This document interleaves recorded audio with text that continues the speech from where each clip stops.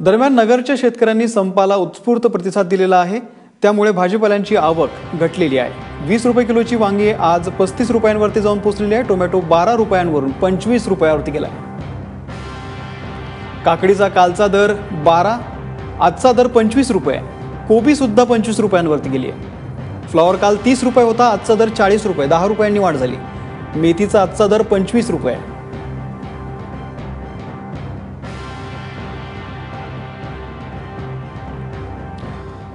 दरम्यान पुणे बंगलोर हायवेवरती संतप्त शेतकऱ्यांनी वारणा दुधाचे टँकर अडवून दूध रस्त्यावरती फेकले। यानंतर हायवेवरती मोठा पोलीस बंदोबस्त वाढवण्यात आलेला आहे, कारण ज्या आंदोलनामुळे शेतकरी आता रस्त्यावरती उतरलेला आहे।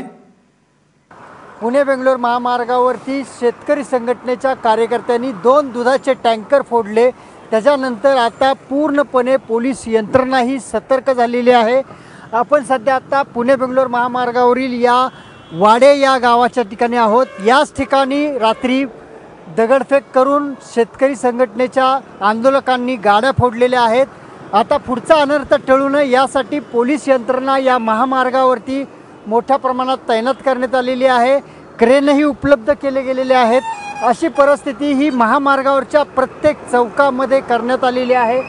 मात्र स्वाभिमानी शेतकरी संघटनेचं या आंदोलनाला असलेला टच आणि स्वाभिमानी शेतकरी संघटनेचं असलेलं गनिमी काव्यातील आंदोलन हे काही नवकं नाही।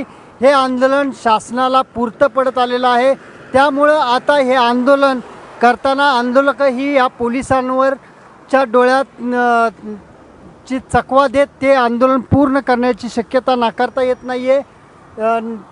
सध्या आता जरी हे आंदोलन सुरू झालं असलं तरी महामार्गावरून मात्र अनेक गाड्या भाजीपाला घेऊन जाताना, त्याचबरोबर दुधाचे टँकर या ठिकाणाहून जाताना पाहायला मिळत आहेत। बिनभरोसे आहेत हे सर्व वाहन चालक। मात्र संघटनेचे जे लोक आहेत ते सतर्क आहेत। त्यांनी हे आंदोलन यशस्वी करण्याचा मार्ग थांबलेला आहे एवढं निश्चित। कॅमेरामन निहारसह राहुल तपासे, पुणे बेंगलोर महामार्ग, सातारा।